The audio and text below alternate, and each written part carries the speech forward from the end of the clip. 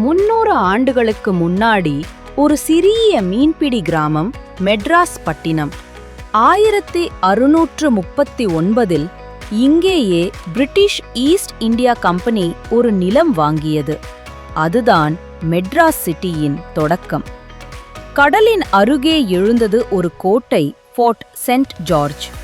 அதிலிருந்து வளர்ந்தது நம்ம சென்னை. 1947 இந்தியா சுதந்திரம் பெற்றது.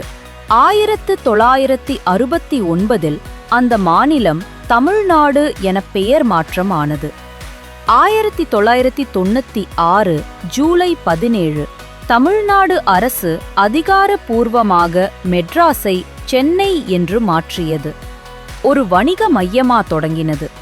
ஆனா இன்று கலாச்சாரம், கல்வி, தொழில்நுட்பம், கலை எல்லாத்திலும் முன்னணி நகரம் சென்னை.